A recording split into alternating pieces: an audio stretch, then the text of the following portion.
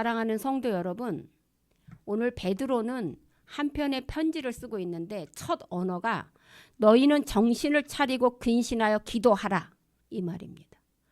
베드로는 말주변이 잘 없는 사람이에요. 그럼에도 불구하고 이게 지금 흩어진 12지파의 이스라엘 백성들이 예수님을 믿으면서 당하는 고난 때문에 힘들어하는 걸 알기 때문에 위로의 글을 계속 지금 베드로전서, 베드로후서 이렇게 위로의 글을 쓰고 있는데 오늘 4장에서는 마지막 때라고 얘기해요. 만물의 마지막이 가까이 왔으니 그래요. 만물의 마지막이 뭐냐면 종말이에요. 종말의 뜻은 세상이 끝나는 걸 말해요. 여러분도 아시는 것처럼 지금 일본의 후쿠오카 현 주변의 바닷가에 2030년이 되면 거기가 완전히 주저앉는다는 보고가 나오고 있어요. 지진으로 엄청난 지진이 일어날 것이라고. 그러면 우리나라로부터 굉장히 멀거든요. 근데 그 엄청난 지진이니까 바닷속으로 해일로 인해서 우리나라 부산이나 강릉, 경포대 이쪽 항해도 이쪽은 영향을 받을 수밖에 없어요. 그런데 우리는 준비를 안 해요. 그리고 지금 세상에 다 뉴스를 봐보면 여름이었던 나라가 겨울이 되고 겨울이었던 나라가 여름이 되고 여러분 스페인에 우리 여행 가잖아요. 스페인에 오늘 날씨가 45도래요. 도저히 더워서 어찌할 바를 모른대요. 빙하가 계속해서 녹고 있는 상황이래요. 환경을 우리가 함부로 썼기 때문에 그렇대요. 근데 저는 그렇게 생각하지 않아요. 물론 함부로 썼기 때문에 그 원인이 있을 수는 있지만 하나님의 마지막 때가 다가왔기 때문이라고 저는 봐요. 그러면 마지막 때에 종말의 때 세상 끝에 그러면 세상 끝 그러면 사람들은 막 두려워해요.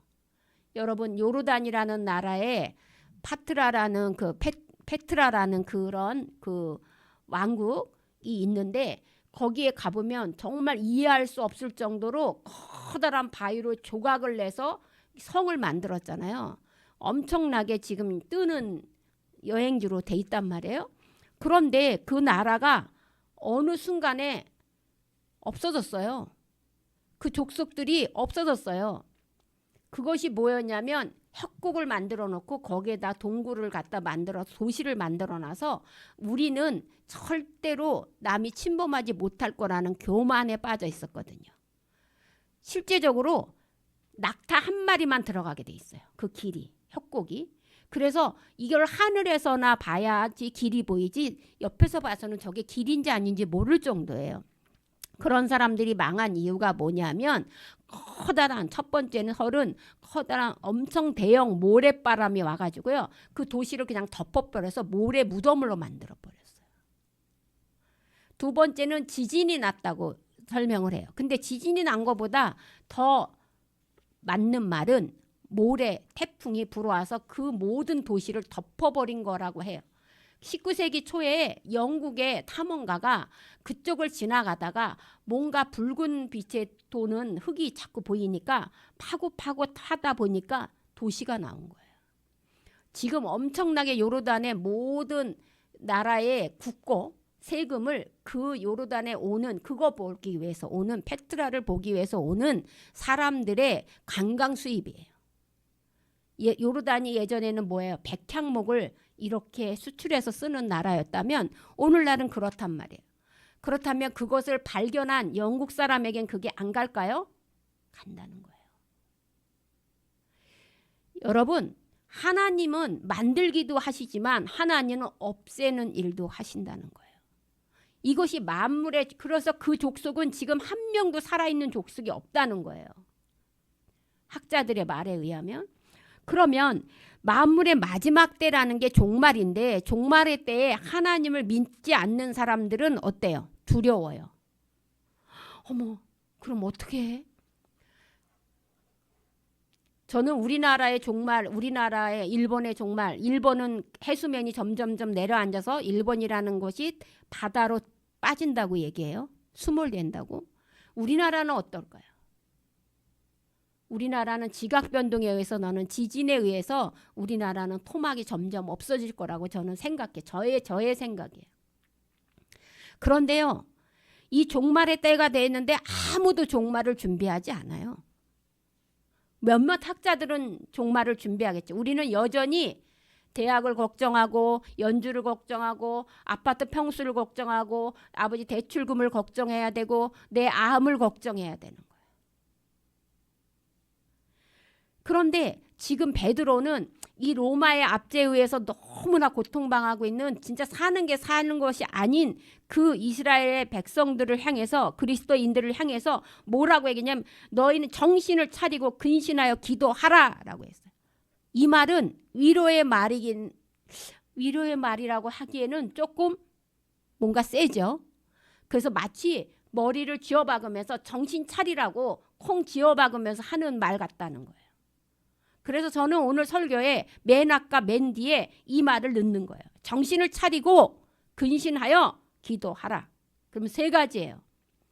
세상을 향해서 종말의 때에 세상을 향해서 우리가 봐야 되는 시각이 이 세 가지라는 거예요. 베드로는 계속해서 그 얘기를 하는 거예요. 세상 밖과 세상 안. 우리 그러니까 교회 공동체 안과 세상에서 우리가 어떻게 살아야 되는지 계속 대비하면서 얘기해줘요. 세상 바깥에서는 정신을 차리라는 거예요. 정신을 좀 제발 차리라는 거예요. 제가 여러분한테 화를 안 낸다고 해서 여러분이 잘하고 있다는 게 아니에요. 정신을 차리라는 말은 군사 용어예요. 군사 용어. 누구한테 쓰는 말이냐면 보초병에게 쓰는 말이에요. 우리는 38선이 있어서 거기에서 38선에 보초를 쓰는 애들이 우리 군인 아저씨들이 군인들이 가서 졸면은 어떻게 되는 거예요? 그것이 38선에 군사들이 넘어오는 것도 모르는 거예요. 뚫리는 거예요. 보초 쓴 사람들이 핸드폰을 보거나 딴 생각을 하거나 애인의 편지를 읽거나 아니면 내가 잡생각을 하고 있거나 그렇게 다른 생각을 할 때 그럴 때 야! 정신 차려! 라고 얘기하는 거예요. 이 언어예요. 군사적인 언어예요. 그러므로 세상을 향해서 우리가 어떻게 해야 돼? 우리는 정신 차려야 돼요. 정신 차려야 돼요. 딴 생각하지 마셔야 돼요. 두 번째는 근신하라 그랬어요. 근신한다는 말은 어떤 때 쓰는 말이냐면 술에 취해서 비뚤배뚤 술 취한 사람들이 갈짓자 걸음으로 하면서 무슨 말을 하는지도 모르고 이리 비틀 저리 비틀 하는 걸 근신하라는 거예요. 이게 뭐냐면 깨라는 거예요. 깨라. 근신하라는 말은 깨라는 말이에요. 그러므로 여러분 약을 먹고 운전을 해도 삐뚤빼뚤해서 사고가 나고 술을 먹고 운전을 해도 삐뚤빼뚤해서 사고가 나요. 분명히 근신하라는 건 사고 치지 말라는 거예요. 삐뚤빼뚤하지 말라는 거예요. 자, 술 먹지 말라는 소리일까요? 아니에요. 우리가 생각하는 모든 것에 취해 살지 말라는 거예요. 네 생각대로 살지 말라는 거예요. 우리는 하나님이 주신 은사가 있어서 내 생각대로 살지는 않아요. 그렇지만 혹시라도 너희가 그렇게 살까 봐 근신하라고 얘기하는 거야. 깨라고 얘기하는 거야. 술 취해서 이리 비틀 저리 비틀 하지 말고 너희들이 무엇인가 너네들의 생각으로 갇혀서 그렇게 살지 말라는 거예요. 세상적으로 세 번째는 뭐라고 정신 차리라고 얘기하냐면 기도하라고 얘기하고 있어요. 기도하라. 제가 요즘 계속 저는 목회에서 딱 두 가지만 얘기해요. 말씀 공부하십시오. 기도하십시오.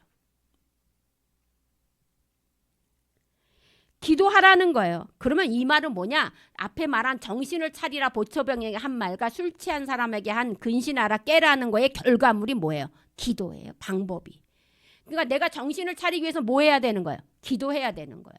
내가 술에 취해서 이렇게 저렇게 비틀비틀하고 나에 취해서 내 생각에 취해서 이렇게 저렇게 비틀거리지 않으려면 뭐 하라는 거예요? 기도하라는 거예요. 방법을 가르쳐 준 거야. 뒤에. 제가 찬양 부를 때 준비 찬양할 때 고백했던 것처럼 저는 요즘 행복하다고 얘기했어요. 왜 행복하냐? 기도할 수 있어서 행복해요. 여러분은 무엇 때문에 행복을 찾으십니까? 저는 기도 때문에 요즘 많이 행복합니다. 이처럼 종말 신앙으로 가지고 세상 끝으로 시선을 보고 사는 성도들은, 종말 신앙을 가진 사람들은 한 가지 공통점이 있는데, 그분들이 다 뭐가 공통점이냐면 기도 시간을 많이 갖는다는 거예요. 저희가 청년회 때 책 제목이 바쁠수록 기도하라는 거예요. 바쁠수록 기도하라. 어떤 분은 제가 1시간밖에 기도를 못했더니 정말로 이게 아닌, 이대로 살면 안 되겠다 생각해서 다시 기도의 줄을 잡습니다. 그래요. 1시간. 기도하니까, 기도는 정신 차리는 거와 깨는 거의 결과물이고, 이것으로 인해서만 정신을 차리고 깰 수 있다는 거예요. 성전에 와서 기도하는 한 분이 저는 생각나요. 그분은 와가지고 기도가 안 될 때는 그냥 음악을 틀어놓고 그냥 마냥 록을 놓고 앉아있다 가시기도 하고, 또한 또 기도가 안 될 때는 찬양을 틀어놓고 저대로 흥얼거리기도 하고, 또 어떤 때는 조용하게 흐느끼기도 하고, 어떤 때는 또 많이 울면서 하나님께 매달리기도 하고, 어떤 때는 말씀을 읽기도 하고, 그러면서 보통 20-30분에서 1시간 정도를 이렇게 기도하고 가는 분이 생각이 나요. 어떤 할아버지가 혼자 사시는데 시골에서 산에 가서 산 약초를 캐고 내려오시다가 꼭 교회가 들려서 1시간 넘게 기도하신다는 거예요. 그래서 그 목사님이 물어봤어요. 아니 할아버지, 도대체 무슨 혼자 사시면서 기도 제목이 그렇게 많아서 그렇게 1시간씩 기도합니까? 그랬더니 이 할아버지가 이렇게 얘기했다는 거예요. 기도 제목이 있어서 기도하나요? 나는 여기 오면 하나님을 만날 수 있어서 그냥 행복해서 앉아 있는 거예요. 그게 기도예요. 그래서 저는 이렇게 얘기합니다. 여러분, 기도는 그냥 우리가 말하는 말을 많이 하는 게 기도가 아니에요. 기도는 그저 와서 가만히 있어도 찬양만 부르기도 해도 그냥 와서 이곳에 하나님이 임재했다는 것을 느끼는 거예요. 그래서 나도 모르게 하나님 앞에 왔기 때문에 행복한 거예요. 그러기에 성도들은 이 성전이 삶의 안식처가 되는 거예요. 이곳에 와서 바로 기도하는 거예요. 종말을 기다리는 성도들의 기도는 다릅니다. 종말을 기다리지 않는 성도들은 하나님 이거 해결해 주세요, 저거 해결해 주세요, 뭘 달라고 그래요. 근데 종말을 기대하고 있는 성도들은 달라고 하지 않아요. 그저 소원 기도하는 게 아니에요. 그저 하나님의 말씀이 생각나면 그 말씀 가지고 기도하는 거고, 내가 그냥 호흡하면 하나님 나에게 오늘도 호흡을 주셔서 감사합니다. 그래서 종말신앙에서 가장 중요한 것은 정신을 차리고 근신하고 기도하라는 말이에요. 사랑하는 성도 여러분, 여러분은 그래서 얼마나 지금 행복하십니까? 이것이 종말신앙인이 사는 해답이에요. 얼마나 행복했냐는 말이 뭐예요? 내가 지금 얼마나 정신을 차리고 근신해서 기도하고 있느냐에 따라 행복 지수가 달라진다는 거예요. 내 상황은 변하지 않았어요. 그런데 내가 하나님과 교통하는 게 느껴진다는 거예요. 아까 찬양처럼. 그러면 그렇게 종말신앙, 기도하는 사람, 정신을 차리고 깨어서 기도하는 사람들이 교회 생활은 어떻게 해야 되느냐? 그것이 바로 8절, 9절이라는 거예요. 한번 8, 9절을 같이 읽어보도록 하겠습니다. 무엇보다도 뜨겁게 서로 사랑할지니 사랑은 허다한 죄를 덮느니라. 서로 대접하기를 원망 없이 하고 각각 은사를 받은 대로 하나님의 여러 가지 은혜를 맡은 선한 청지기 같이 서로 봉사하라. 첫 번째가 뭐예요? 뜨겁게 서로 사랑하라. 왜 우리가 서로 뜨겁게 열심히 사랑하라는 거예요. 그러면 예수님께서 심판 기준이 뭐예요? 예수님이 재림주로 이제 종말의 때 예수님이 구름 타고 오시고 천사들이 나팔 불면서 이름을 우리를 크게 부를 때 그 앞에 가서 기준이 뭐냐면 마태복음 25장에 분명히 사랑이라고 돼 있어요.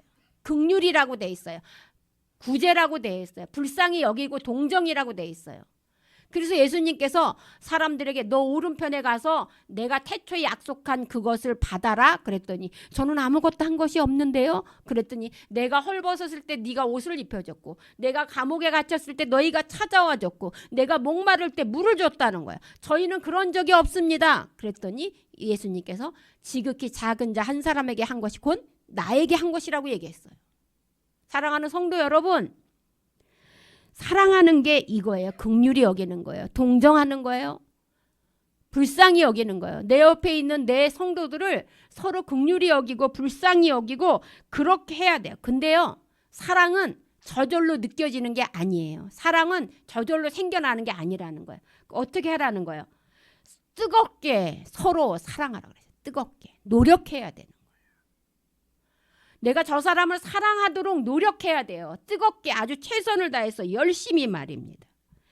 그러고 그 다음이 뭐예요? 두 번째가 대접하기를 원망 없이 하라고 얘기하고 있습니다. 성도라면 두 번째가 긍휼히 여긴 사람은 어떻게 해요? 대접을 해야 돼. 대접. 대접은 뭐예요? 내가 상대방에게 무엇인가를 베푸는 거예요. 자비를 말하는 거예요. 자, 그런데 여기 뭐라고 돼 있어요?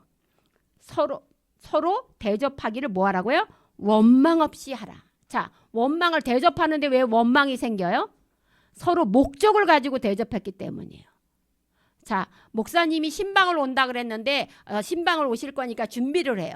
막 준비를 했는데 제가 전도사 때 신방을 갔더니 막 준비를 해놨어요. 그런데 저한테 시편 말씀을 주셨어요. 그래서 이웃에게 이 말 저 말 하고 옮기지 말아라 그랬더니 막 화가 나가지고 2시간을 저한테 협박을 했어요. 당신 이 교회 못 다니게 할 거야. 당신 이 교회에서 사용 못하게 할 거야. 왜 그럴까요? 그 사람이 생각한 신방이 아니었던 거예요. 그 사람은 목회자가 온다고 대접했지만 목회자의 입에서 나온 말이 축복받을지어다, 돈 많이 벌지어다, 자녀들이 잘 될지어다 이런 말이 나와야 되는데 말을 옮기지 말아라 라는 말이 나왔기 때문에 화가 났다는 거예요. 그러므로 서로 대접하기를 원망 없이 하라는 말의 의미는 뭐예요? 원망은 내가 누구를 대접할 때 무엇인가 목적을 가지고 했을 때 나온다는 거예요. 여러분, 누구를 구제할 때, 누구를 대접할 때는 목적 없이 하셔야 돼요. 그래야 원망의 소리가 나오지 않습니다. 세 번째는 어떻게 하나? 각각 은사를 받은 대로 서로 봉사하라고 되어 있습니다. 은사를 받은 대로. 여러분, 봉사는 베드로가 봉사에 열심을 다하라고 하지 않고 은사를 받은 대로라고 얘기했어요. 은사는 뭐냐면 내가 할 수 있는 범위 내에서 내가 할 수 있는 것에서 봉사하는 거예요. 내가 할 수 있는 것을 봉사하니까 짜증이 나요? 안 나요? 짜증이 안 나요. 내가 할 수 있는 범위 내에서 내가 하는 거기 때문에 기뻐요. 하나님이 나에게 주신 거예요. 그러므로 받은 은사대로라고 얘기하고 있습니다. 여러분, 교회에서 봉사지금 몇 년씩 줘요? 1년씩 줘요. 왜 그럴까요? 내가 1년 이걸 봉사를 해보고 내가 이게 기쁘면 하나님 나에게 주신 은사고 내가 이게 기쁘지 않고 나의 책임감으로 다가오고 짜증이 나고 불평불만이 나고 왜 나만 한다고 생각하지? 이런 마음이 들면 빨리 갈아타라는 거예요. 그거는 당신한테 맞는 봉사가 아니고 그것은 하나님도 받지 않는다는 거예요. 이게 각각의 은사라는 거예요. 우스갯소리 한마디 하겠습니다. 큰 교회에서는 봉사를 할 때 좀 따져가며 합니다. 성가대를 봉사하면 마치 막 예배 시간마다 가운을 입고 막 아름다운 찬양을 하니까 은혜 받은 저거는 정말 좋은 봉사인 것 같고 아동부실에 가서 유치부에 똥기저귀 갈고 있으면 저것은 좀 힘드니까 저것은 아닌 것 같아요. 그래서 성가대는 사람이 많이 모이고 교육부서는 사람이 없어요. 또한 재정부, 헌금을 관리하는 재정부에는 사람들이 지원을 많이 하는데 주차 관리나 화장실 청소하는 분들은 없어요. 주방 봉사는 없어요. 그러면 이건 뭐예요? 남에게 보이기 위한 봉사를 하고 있다는 거예요. 어느 날 어떤 목사님이 권사님이 한 10여 년을 그 부서에서 너무 열심히 하면서 짜증이 나고 막 화를 내는 걸 많이 봤어요. 그래서 목사님이 조용히 찾아가서 권사님 연말이 돼서 올해는 모든 거 내려놓고 좀 쉬시죠 라고 말했대요. 만약에 제가 여러분에게 그렇게 얘기를 했다면 여러분은 어떻게 하겠습니까?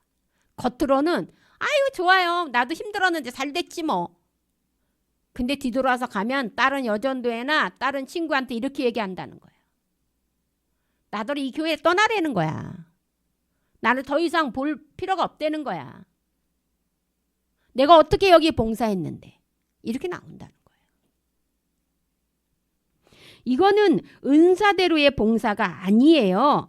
큰 교회나 작은 교회나 연말이 되면 봉사자가 없어서 쩔쩔맵니다. 인력난이 없습니다. 그런데 받은 은사대로 봉사를 한다면 인력난이 없을 수 없다는 거예요. 그러므로 뭐라고 하냐면 청지기의 마음으로 봉사하라 그래요. 청지기. 청지기의 뜻이 뭐예요? 주인이 맡겨놓은 것을 가지고 일하면 되는 거예요. 그런데 주인의식을 가지고 이야기하라는 거예요. 그래서 뭐라고 얘기하냐면 누가 말하려거든 하나님이 말씀하는 것 같이, 누가 봉사하려고는 하나님이 공급하는 힘으로. 그러니까 힘들어요, 안 힘들어요? 안 힘들어요. 봉사는 은사대로 하는 거지 내가 얼굴을 보이기 위해서 남에게 보이기 위해서 그렇게 하는 것 아니에요. 그러면 이런 청지기의 마음 각자 받은 은사대로 봉사한 사람들에게 어떤 상급이 있냐면 착하고 충성된 종아 내가 적은 일에 충성하였음에 내가 많은 것을 내게 맡기리니 내 주인의 즐거움에 참여시킨다고 그랬어요. 여러분 봉사는 이런 자세로 하는 거예요. 청지기의 자세. 주님 것이니까 주님이 나를 시켰구나. 그러니까 주님의 생각대로 해야지 내 뜻대로 봉사해서는 안 된다는 거예요. 이것이 종말을 준비하는 성도들의 자세라는 거예요. 3가지 자세. 어떤 자세요? 서로 사랑해라. 사랑하라. 어떻게? 뜨겁게. 노력하며 사랑하라. 사랑하는데 노력해라. 2번째는 대접을 하되 원망 없이 하라는 건 뭐야? 대접에 목적을 두지 마라. 헌금을 하거나 무언가 선물을 하거나 뭐를 했을 때 이렇게 해주겠지 하고 그걸 대가성을 바라지 말라. 이건 뇌물이라는 거야. 대접이 아닌 거야. 대접은 어떻게 하는 거야? 내가 기뻐서 하는 거야. 원망의 소리가 없어야 되는 거야. 3번째, 봉사를 하는데 어떻게 해요? 정말 투덜대지 말라는 거야. 투덜대지 말라는 거야. 너를 나타내려고 하지 말라는 거야. 받은 은사대로 툴툴거리지 말고 정말 기쁨으로 봉사하라는 거야. 자, 사랑하는 성도 여러분, 이게 교회 공동체에서 우리가 종말의 때에 해야 될 일이에요. 자, 다시 보겠습니다. 8절부터 10절까지 다시 한번 읽어보겠습니다. 무엇보다도 뜨겁게 서로 사랑할지니 사랑은 허다한 죄를 덮느니라. 서로 대접하기를 원망 없이 하고 각각 은사를 받은 대로 하나님의 여러 가지 은혜를 맡은 선한 청지기 같이 서로 봉사하라. 8, 9, 10절에서 공통으로 들어간 단어가 뭘까요? 서로예요. 서로. 그러므로 사랑도 한 사람만 일방적으로 하면 지쳐요. 그러니까 서로 하셔야 돼요. 2번째는 대접도 한 사람만 대접하면 지쳐요. 그러니까 서로 해야 돼요. 서로. 봉사도 한 사람만 이것저것 다 하면 지쳐요. 원망이 나와요. 자기가 뭔가 된 것 같아요. 그렇기 때문에 서로 해야 되는 거예요. 서로. 여기서 중요한 단어는 서로입니다. 사랑하는 성도 여러분, 한쪽만 일방적으로 참아주고 베풀어주는 것이 아니에요. 상대방도 같이 사랑해야 되고 대접해야 되고 봉사한다는 사실을 꼭 그것만은 기억해 주시기 바랍니다. 마지막으로 교회 안에서 봉사를 하려거든 하나님이 주신 은사대로 기쁨으로 해야지, 청지기 자세로 해야지. 그래서 봉사를 하고 나고도 노래가 나와야 돼요. 봉사를 하고 나 또 이거 해야 돼. 나 또 이거 아니라는 거예요. 사랑하는 성도 여러분, 종말 신앙을 가진 성도라면 어떻게 사랑해야 되는지, 어떻게 살아가야 되는지 정리가 조금 되셨습니까? 오늘 본문은 굉장히 짧은 내용인데도 불구하고 우리가 종말 신앙을 가진 성도라면 마지막 끝에 가서 만물의 마지막 끝에는 어떻게 살아야 되느냐? 세상 사람들에게 보초병이 보초로 설 때처럼 세상 사람을 향해서는 늘 긴장하면서 정신을 차리라는 거예요. 두 번째는 그러기 위해서 너의 만족에 의해서 이렇게 비틀비틀거리지 말고 근신하라는 거예요. 깨어 있으라는 거예요. 하나님의 말씀이 무엇인지 깨달으라는 거예요. 세 번째는 하나님과의 교제인 기도에 힘을 쓰시라는 거예요. 기도 외에는 이런 능력이 나갈 수 없다고 분명히 성경에도 기록되어 있어요. 여러분이 아무리 많이 봉사하고 아무리 많이 사랑한다고 해도 기도 없는 그 봉사와 사랑은 울리는 꽹과리에 불과해요. 아무것도 아니에요. 자기 만족이고 자기를 과시하기 위한 욕이에요. 아니라는 거예요. 또한 교회 공동체 식구들에게는 최선을 다해서 서로 사랑하고 최선을 다해서 대접하고 최선을 다해서 봉사하셔야지만 된다는 거예요. 성도 여러분, 세상 끝 종말은 안 믿는 자들에게는 그게 뭐예요? 지옥의 날이에요. 무서운 날이에요. 그러나 하나님을 믿는 우리들에게는 그날이 은혜의 날이고 잔칫날이 되는 겁니다. 그러므로 우리가 구별된 백성으로서 해야 될 일들은 무엇일까요? 기껏해야 120년밖에 살지 못하는 이 땅에 대해서 많은 것을 소망을 갖지 마세요. 제가 아까 기도했던 것처럼 아기 예수가 탄생했을 때 이렇게 천사들이 내려와 목자들을 만나면서 노래를 가르쳐줬어요. 두 마디의 노래. 뭐라고요? 하늘에는 영광이요, 땅에는 평화. 그래서 오늘 본문에 베드로는 이렇게 이야기하고 있는 거예요. 11절 함께 보도록 하겠습니다. 만일 누가 말하려면 하나님의 말씀을 하는 것 같이 하고 누가 봉사하려면 하나님이 공급하시는 힘으로 하는 것 같이 하라. 이는 범사에 예수 그리스도로 말미암아 하나님의 영광을 받으시게 하려 함이니 그에게 영광과 권능이 세세에 무궁하도록 있느니라. 아멘. 보십시오. 예수님이 이 땅에 오신 목적은 하나님께 영광을 돌리기 위해서 오신 거예요. 그리고 이 땅에 평화를 주시기 위해서 오신 거예요. 그러면 우리는 예수님의 제자들이에요. 그러면 우리는 어떻게 살아야 돼? 우리 때문에 예수님께 영광을 돌려야 되고 우리 때문에 이 세상이 평화로워야 된다는 거예요. 그것이 우리에게 주어진 거예요. 그러면 베드로는 지금 만물이 마지막이 가까이 왔으니 너희는 정신을 차리고 근신하여 기도하라. 이 말을 베드로가 했을까요? 베드로가 누구예요? 베드로는 본체 하나님이시나 이 땅에 인간을 구원하기 위해서 이 땅에 내려오신 예수 그리스도의 수제자예요. 그래서 때로는 예수님한테 칭찬을 듣기도 하고 때로는 구박을 받기도 하고 정말로 모진 학대도 받은 사람이에요. 그리고 자기도 종말의 때에 어떤 일이 일어나겠습니까? 그때가 언제입니까? 물어봤다가 예수님한테 핀잔도 들었어요. 때와 시는 아버지만 알지 니네가 알 필요가 없다. 하면서 종말의 때에 전쟁이 일어나고 기근이 일어나고 서로 허다한 사랑이 없다고 가르쳐 주셨어요. 그렇기 때문에 베드로는 지금 예수님께서 자기에게 가르쳤던 머리를 콩 쥐어박으면서 얘기했던 그것을 지금 흩어져 있는 디아스포라 이스라엘의 12지파 사람들에게 정신 차리고 근신하고 기도하라고 얘기해주고 있는 거예요. 그러므로 베드로가 한 말이 아니에요. 또한 예수님께서는 그러면 우리가 어떻게 살아야 되냐고 물어봤을 때 원수까지도 사랑하라 라고 말씀해 주시면서 했던 공동체 속에서의 사랑, 그죠? 그 다음에 뭐예요? 대접. 그래서 너희들이 대접받고자 하면 먼저 남을 대접하라 했던 대접. 또 하나는 봉사. 누가 봉사하려거든. 이렇게 세 가지를 예수님께서 자기에게 가르쳐준 그걸 가지고 요약해서 지금 우리에게 해주시고 있다는 거예요. 사랑하는 성도 여러분, 그러므로 베드로전서가 베드로 것이 아닌 거예요. 여러분의 것인 거예요. 여러분도 정말로 제가 2월 22일 날 우리 그 통일 기도회에서 끝나고 나서 다른 분들이 또한 우리 가족 요양원의 모든 분들이 저한테 기도를 받으려고 엄청들 요청을 하세요. 그런데 저는 그런 능력이 없는 사람이에요. 왜냐하면 우리 성도들 기도하기도 제 힘에 부쳐요.